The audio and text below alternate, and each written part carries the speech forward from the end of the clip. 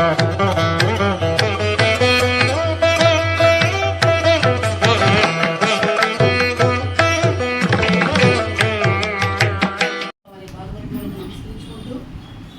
సాయిరాం.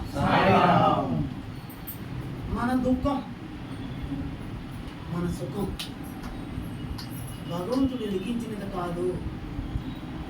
మనం చేసేటువంటి కర్మలే మనకి సుఖాన్ని దుఃఖాన్ని సంపాదించబడుతున్నాయి. ఇప్పుడు ఆయనకు వచ్చినటువంటిదే నేను రెగ్యులర్గా చూస్తూ ఉంటాను.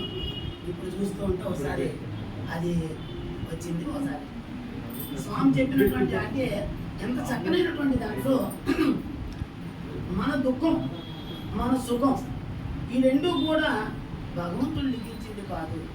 కానీ మనం అందరం ఏమనుకుంటాము, చేష్టలు మన ఇష్టానుసారం, మన పనులు మాత్రం మన ఇష్టానుసారం, ఫలితాలు కర్మానుసారం. భగవంతుడు వదిలేస్తాం, ఏమిటో అంటాను.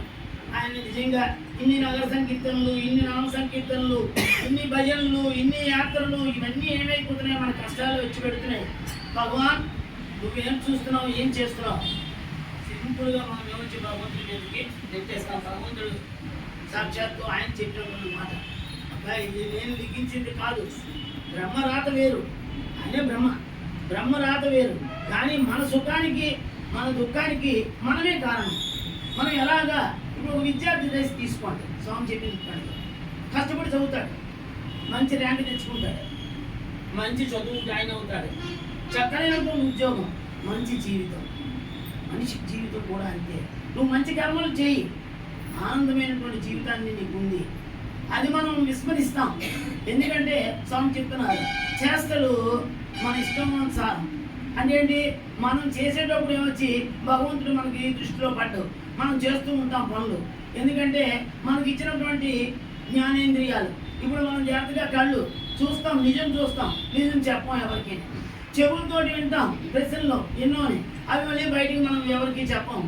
నోరు ఇష్టానుసారంగా పాటించుకుంటాం, ఎంతో మనకి నచ్చినట్టు విధంగా. ఈ నోరే కదా, నాలుగుకి అడ్డు లేదు, దానికి ఏమీ ఆపు లేదు.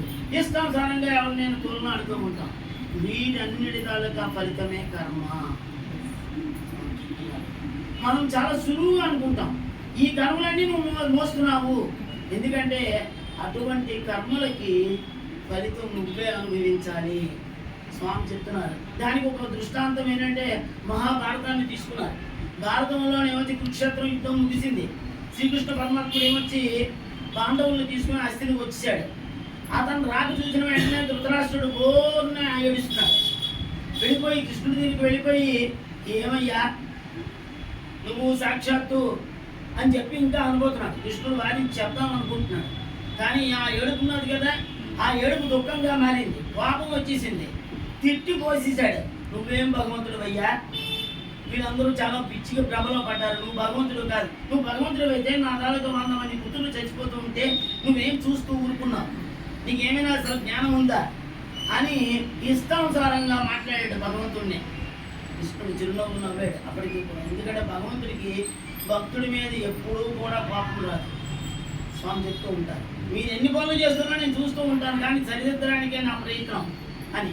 సరే, వెంటనే కృష్ణుడు వాదించి అన్నాడు, రాజా నువ్వు అనవసరంగా చేస్తున్నావు, బాధపడుతున్నావు, కానీ నువ్వు చేసినటువంటి కర్మలే నీ ఈ 100 పుత్రులు చనిపోవడానికి కారణం. అంటే అది ఎలా అని చెప్పేసి ఆశ్చర్యాత్మకంగా చూస్తున్నాడు. చూస్తూ ఉంటే చెప్పాడు, 50 జన్మల క్రితం నువ్వు ఒక కిరాతకుడివి, అంటే వేటగాడు. ఆ రోజంతా వేట తిరిగావు, ఎక్కడా నీకు ఆహారం దొరకలేదు, చాలా విసిగిపోయావు. ఒక అశోక వృక్షం కింద కూర్చున్నావు, బాధపడుతూ ఇలా కూర్చొని పైకి చూస్తున్నావు. 2 చక్కనైనటువంటి కపోతాలు 2 కూడా సంసారం చేసుకుంటూ హ్యాపీగా ఉన్నాయి. వాటి తాలూకు గుడ్లతో ఏమొచ్చి ఆనందంగా ఉన్నాయి. నువ్వేమొచ్చి ఆకలితో తగ్గించిపోతున్నావు. ఏదో ఒకటి దొరికితే చాలని చెప్పేసి నీ బాణాన్ని వేశావు. కానీ ఆ 2 కూడా కపోతాలు నీ బాణాన్ని గురి కాలేదు, పక్కకి తప్పుకున్నాయి. అక్కడితో నువ్వు ఆగిపోయావా, లాభం లేదు. లోపల ఉండేటువంటి గుడ్లతో ఏమొచ్చి వాటిని తీసుకుందామని చెప్పి వాటిని సర్వనాశనం చేశావు. నువ్వు తినేదానికి ప్రయత్నం చేసావు, అన్నీ చేశావు. ఇవన్నీ కపోతాలు ఎదురుకుండా చూస్తూ ఏమి నిశ్చేషులైపోయి ఏమి చేయలేనటువంటి పరిస్థితి.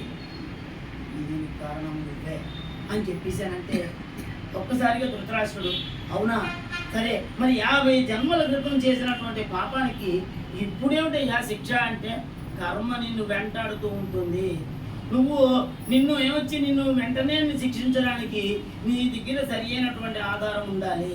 ఎందుకంటే మనం ఖర్చు పెడదామంటే డబ్బు సంపాదన ఉంటేనే ఖర్చు పెడతాం. కాబట్టి నువ్వు ముందు సంపాదన చేసుకో. 50 జన్మల తర్వాత నువ్వు పొందినటువంటి పుణ్యం, ఆ పుణ్యానికి ఫలితం 100 పుత్రులు పుట్టారని ఈ కౌరవ సేన అంతా నువ్వు 50 జన్మల్లో చేసుకున్నటువంటి మంచి పుణ్యం, ఆ పుణ్యానికి నువ్వు పుట్టింది. కానీ కర్మ నిన్ను మాత్రం వదిలిపెట్టదు సుమా. స్వామి చెప్తున్నారు, కర్మ నిన్ను వదిలిపెట్టదు. దానికి అవకాశం వచ్చినప్పుడు చూడండి, బ్యాంక్ అకౌంట్లో మనం డబ్బులు పడిన వెంటనే వాడు లాగేస్తాడు. మనం అప్పు ఉన్నాం అనుకోండి, మనం లేనప్పుడు వాడు ఏం చేయడు, బ్యాంకు వాడు అవుతాడు. కానీ బై మిస్టేక్ మనం ఎవడో వాడు మన మిత్రులు ఎవరో వేశారు అనుకోండి, వెంటనే మిషన్ సర్దేస్తుంది. ఇదేంటి సార్ ఇప్పటి వరకు లేకుండా తీశారు, మరి ఇంతవరకు నీ అకౌంట్లో లేదు అయినా డబ్బులు ఇప్పుడే వచ్చాయి, నాకు ఇప్పుడే అవకాశం ఉంది. స్వామి అదే చెప్తున్నారు. ఎందుకంటే ఇప్పుడు నాకు అవకాశం వచ్చింది. నువ్వు పుణ్యం చేసుకున్నటువంటి ఈ 100 బిడ్డలు, ఆనాడు నువ్వు ఏమొచ్చి కపోతంని నువ్వు సంహరించినటువంటి విధానం చూశాను. గుడ్లు వచ్చి పౌరాలు, ఆ పావురాలు 2 పావురాలు తన గుడ్లు వచ్చి నువ్వు ఏం చేసావు, పూర్తిగా నాశనం చేసావు. ఇవాళ 100 మందికి 100 నీకు సరిపెట్టాడు భగవంతుడు అని చెప్పేసి. అంటే మనం చేసినటువంటి కర్మ ఎన్ని జన్మలైనా వెంటాడుతూ ఉంటుంది. అయితే స్వామి ఏమిటి చెప్తున్నారు, కథ వినేసి మీరు ఆగిపోకండి. ఎందుకంటే ఒక్క తప్పు చేస్తే ఎన్ని జన్మల్లోనూ మన తాలూకు పుణ్యం అంతా కూడా కొట్టుకెళ్ళిపోతుంది. దయచేసి మంచి కర్మలు చేయండి. మంచి కర్మలు చేయడానికి ఒక్క సత్యసాయి మార్గం ఒక్కటే. ఎందుకంటే నిరంతరము మనం ఏమొచ్చి భగవంతుడు తాలూకా నామస్మరణతోటి, భగవంతుడు భజనలతోటి, సేవా కార్యక్రమాలతో ఉంటాం. దుష్టాశం లేనటువంటి సంస్థ ఏదైనా ఉంది అంటే సత్యసాయి సేవ సంస్థ మాత్రమే. కాబట్టి స్వామి అంటున్నారు, మీరు జాగ్రత్తతో ఉండండి.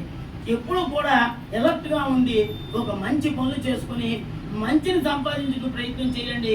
భవిష్యత్ జన్మల్లో మీకు ఏ రకమైనటువంటి కష్టం లేకుండా ఉంటుంది.